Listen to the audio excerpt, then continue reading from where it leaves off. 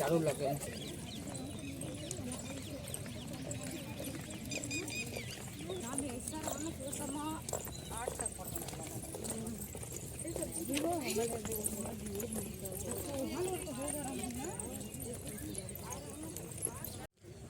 आप सभी जनपद चंदौली के विकासखंड चकिया, साहबगंज और नौगढ़ विकासखंड से आई हुई सभी कृषि सखी दीदियों का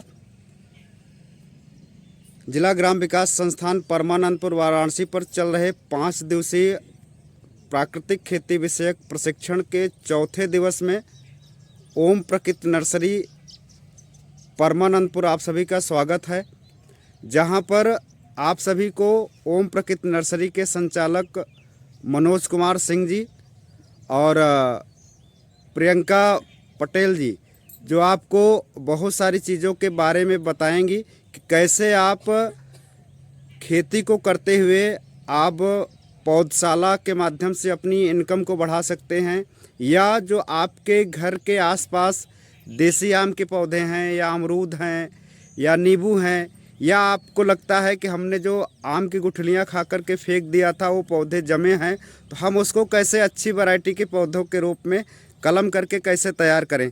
तो आप सभी को कलम करने के बारे में, ग्राफ्टिंग करने के बारे में बताएंगे और कम लागत में कैसे आप जो है अच्छी वैरायटी के पौधे आप अपने गांव में, अपने घरों में आप तैयार कर सकते हैं। तो मनोज जी आपका स्वागत है और आप सभी को आप जानकारी देना चाहें। धन्यवाद सर। क्योंकि हमारे यहाँ जो कि ओम प्रकृति नर्सरी में आए, सबका हार्दिक अभिनंदन और स्वागत है। जैसा सर यहाँ विजिट करा रहे हैं, तो आप लोगों की बहुत बड़ी बात है, सौभाग्य की बात है कि यहाँ हमारे यहाँ परमानंदपुर में आप आए। तो मैं आपको बता दूं कि जो कि कम लागत में कम से कम जो कि पौधे जो कि तैयार करके अपने आसपास पहले शुरुआत कर सकते हैं, उसके बाद आप धीरे धीरे उसको बढ़ा। जो कि एक सरकारी टीचर हूँ, गेम टीचर हूँ। हमारी मैडम भी जो कि रामनगर PSC में जो कि चंदौली सटा जो है वहाँ एनम है, अभी अगले महीने में ज्वाइनिंग की है। ये नर्सरी जो देख रहे हैं आपको, मैं 2 साल पहले की बात है। ये शुरुआत मैंने अपने घर से किया। आप आए होंगे, हमारे घर से ही आए होंगे, तो वहाँ एक हमारा छोटा सा बागवानी बनाया था। तो वहाँ मैं अपने शौक़ के लिए तैयार किया था, थोड़ा बहुत जो कि तैयार किया था। तो मैंने क्या किया, मैं शुरुआत जहाँ से किया, तो मेरे पिताजी एक नींबू का पेड़ लेकर आए बहुत पहले, आज से 10 साल पहले। 10 साल पहले वो लाए और वो लगा दिए, और वो हर साल फरता था। तो मैं आवश्यकता से अधिक हो जाता था, तो मैं सोचता था इसको करूं तो करूं क्या करूं। तो मैं फिर इधर उधर दे देता था। फिर उसके बाद मैं इसको जो कि कुछ बचता था तो मैं मार्केट में बेच देता था। फिर मैं अपना ही अनुभव बताऊं, मैं उसके बाद जो कि मैं सोचा कि इतने इसके बहुत सारे डंठल नीचे फालतू हो जाता है, बेकार हो जाता है, झाड़ी नुमा हो गया है, उसको करूं तो करूं क्या। इतना उसमें जो कि झाड़ी नुमा हो गया था कि मैं सोचा अब क्या करूं उसको।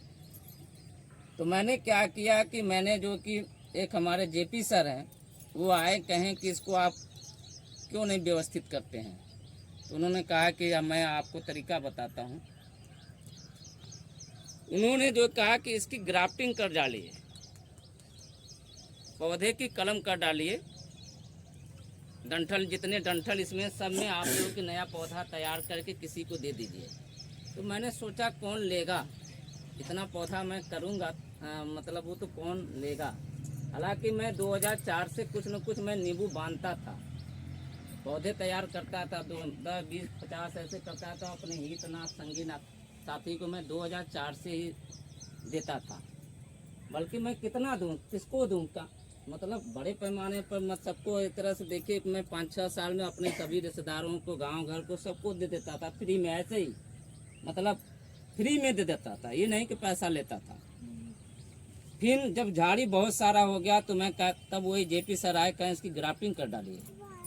तो ग्राफ्टिंग जो कि जब उसको मैं किया बरसात में, तो कम से कम 200 से 250 पौधे हो गए, डंठल पौधे तैयार हो गए। तो मैंने कहा कि अब किसको दूं मैं, अब तो ये समस्या होगी, पौधा भी हमारे पास तैयार हो गया, मैं दूं तो दूं किसको। तो हमारी मैडम ने कहा कि एक मैं नर्सरी उधर से खुला है, मैं देखा हूँ वहाँ पौधा के साथ एक नर्सरी खुली है। तो मैं कहा अच्छा बात करता हूँ।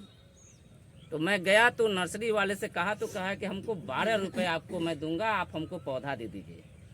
तो मैं कहा अच्छा ठीक है भाई, बल्कि रेट मैं भी जानता था कि मार्केट में थोक रेट में 100 रुपये का ये नींबू मिलता है और बेचते हैं 170-180 रुपये की अच्छी वैरायटी के नींबू बेचा जाता है।